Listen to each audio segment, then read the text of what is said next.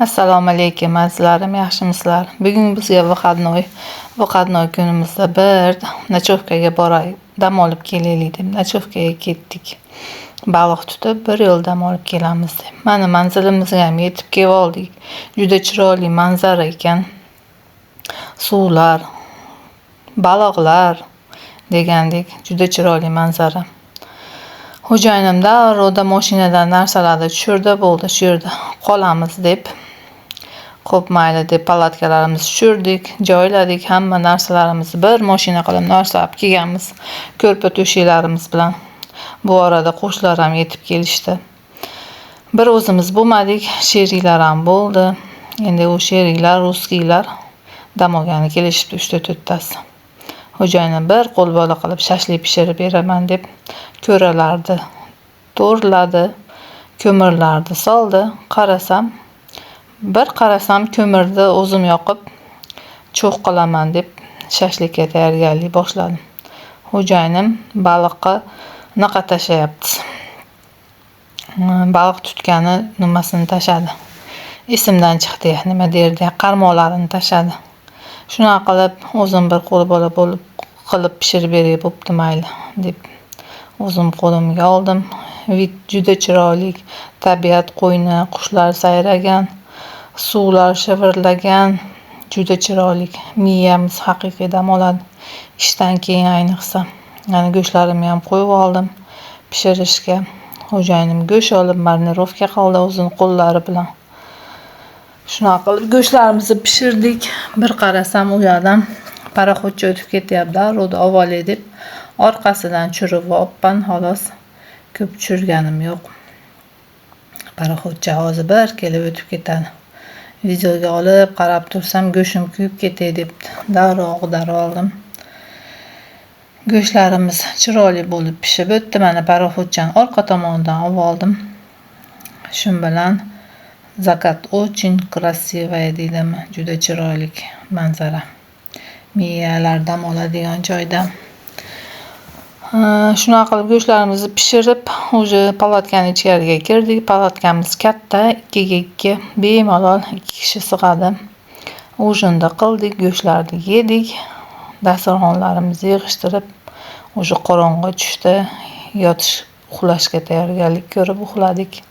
Ertaman sahar turib qarasam, hamma yo'q tinch, qushlar sayrayapti. Bunaqa tushgan. Nima deydi, suvda borligi uchun nima tushgan? Qirov tushganmi? Chak yomg'ir yog'yapti desam, palatkaga yo'q u. Tumanda naqasi ekan, suvlar ekan. Juda chiroyli, tuman tushgan. Keyin qarasam, qo'shnimiz baliq tutibdi, yugurgilab borib, qani videoga olay deb yugurgilab bordim. Qarasam, kichkinagina baliqcha ekan. Nomini bir narsa ham dedi. Qo'shnimiz tutdi buni. Qo'shni 3-4ta bolalar ham kelishgan. Bo'pti mayli ekan deb biz tutganimiz yo'q, tuta olmadik. Kechqurundan qarmog'ini qarab chiqdi, yo'q, baliq tutilmadi bizga bu safar, omadimiz kelmadi. Omadimiz kelmadi bu safar. Qarasak, keyin 1-2 soat, 3 soatdan keyin qo'shnilar ketishdi. O'sha tong yotib, obedga yaqin bo'lyapti. Qo'shnilarni joyiga ko'chib o'taylik deb narsalarni olib ko'chib o'tdik. Bu yerda u qo'shnilar baliq tutganmi, tozalashganmi? Katta baliq, menimcha tangalari katta. Shuni atrof o'ta chiroyli. Mana niqalar paraxodchalar o'tyapti.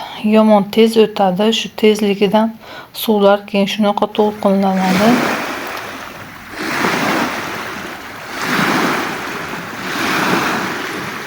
Juda chiroyli to'lqinlari.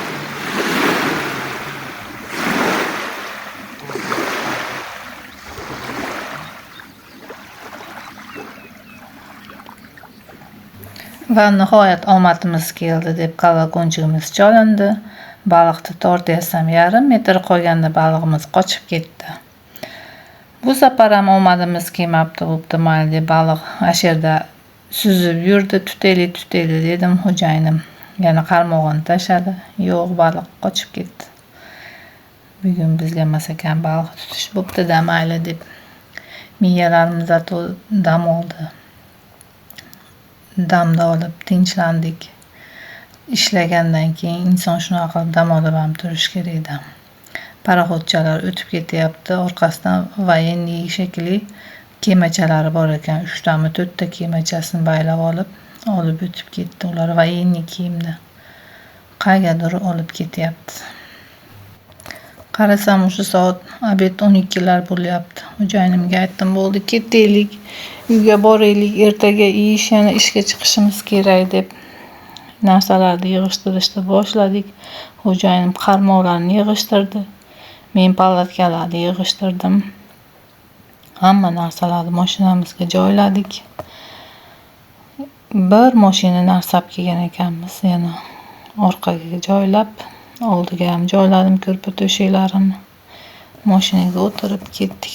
Qo'shlar qolishdi. Bu ruskilar o'sha выходной kunlari 2 kun, 3 kunga kelib nochovka bilan yotishib, namda olib ketishadi. Tutilsa baliq tutiladi, bo'lmasam просто moralniy dam olishadi. Dam olishni bilishadi bular. Biz bo'lsa ish uy deymiz, lekin ora-orada shunaqa qilib выходнойga chiqib dam olib ham ketamiz biz ham. Doim ham ishlayolmaymiz. Yo'limiz uzun, 45 minut, 50 minutda uyga yetib boramiz. Yo'ldan issiq bo'lib ketdi. Xo'jayinimga marojna bering dedim. Marojnalarni oldik. Barchalarga ko'rganinglar uchun rahmat. Tinch bo'linglar, sog' bo'linglar. Yana ko'rishguncha xayr. Kommentariya yozib turinglar. Faqat yaxshi narsalarni yozinglar, iltimos, kommentariyaga.